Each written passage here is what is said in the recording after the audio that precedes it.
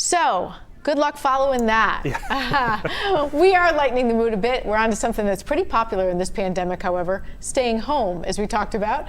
And that means sometimes you need to get specialized care at home. So joining us now, we want to invite the team from Queen City Homecare.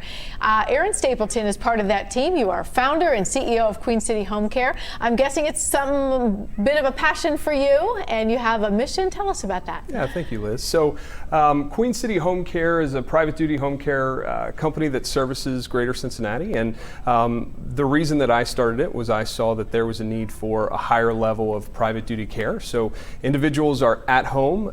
They need help, and so we want to be able to help them from being proactive in their care all the way to the final stages of their life. So what's happened to your need in this pandemic? It's definitely gone up. We've seen a lot more care that is quick. So there has been a lot more calls of my mom or dad is getting out of the hospital within the next couple hours. Can you help? And there's obviously more of a focus on continuity and having the same individuals in for care purposes, but also for contact tracing if there is an issue. Yeah, interesting how everyone has sort of adapted. We have a graphic that I just wanted to call up because there are a number of things people often don't realize, I think, are part of home care. Could you kind of talk me through that? You can have super high level care or less? Yes. So personal care assistance is what we call activities of daily living. So those can be things like bathing, feeding, dressing, transferring, toileting, incontinence care, meal preparations, everything from actually making meals to helping people with the feeding. Housekeeping can be anything from helping with the laundry, right? Maybe your laundry is on a different floor and it's unsafe for you to go up and down steps. So being able to keep people safe in their home setting. And one of the top reasons that we see people go into the hospital is medication mismanagement. They're not taking their medications correctly. Mm-hmm. So we're able to help them with that, both with filling their medication sets to make sure they're taking it correctly, but also overseeing that to make sure that they're not taking too much or too little. So what's interesting about those is I hear those services, we sort of take for granted we can do them ourselves at home, but it's always more cost effective to keep a patient or a person in their own home than to put them in a hospital or a full assisted care living facility.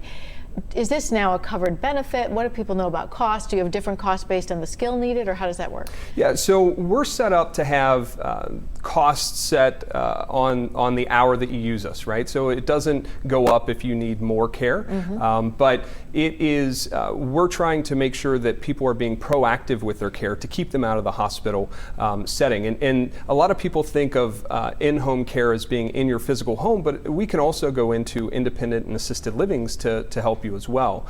So it's extremely important that people know. There's a recent study done, 70% of individuals over 65 will need some level of care in their life. And if you're being proactive with that care, then you're able to make sure that you stay out of the hospital. Right, and does insurance sometimes cover some of the care you do? So long-term care insurance does. Medicare Advantage has recently come on board with accepting our type of industry, our type of care, and Medicaid does assist with our industry as well. So what is it, you hear a lot about different levels of skill in that. We have a little video that your team sent us about, just the people in that. What is it that you try to bring? Do you have, everything from high-level nurses to people, as you say, who can just do basic care? Or tell me a little bit about those different skills. Yeah, so we do have high level of care registered nurses, LPNs, that go all the way down to your day-to-day care, which is typically done by an STNA or a CNA, which is a state tested or certified nursing assistant. So the LPNs and the RNs are going to be able to care for higher level things like injections, medications, things like that. Your STNAs and CNAs are really important in that day-to-day care, so making sure that you are able to stay safe in your home and also keep you healthy there. So we want to let people know how to find you. I loved your little thing. It said, have the best day possible. And I think that's a really very realistic goal. And we also put a link to your service at what'shappeninginhealth.com. But I guess in conclusion, I'm curious, What kind of a demand now you have in our city? How big is, I mean, you said you started this, so it's obviously grown. Yeah, so we really service the greater Cincinnati area, the whole 275 loop and up into Mason and Westchester. And what we have seen is that individuals are really looking to be proactive with their care. They're looking to have people to come in, and it doesn't have to be 24-hour care.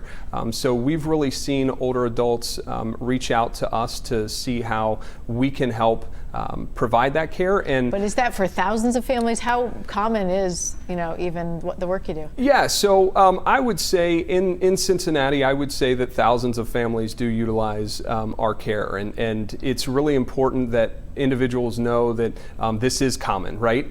This type of care is common, and it's something that that helps people live their best day possible. Yeah. All right. Good to know. I love that. And the other part is it does make us feel bad if you can't do it by yourself, that help is there. Again, we'll put a link to them at what's happening at health.com. Aaron, a pleasure to work with you. Thank you very much, Liz. Yeah. Thanks for being here today. All right.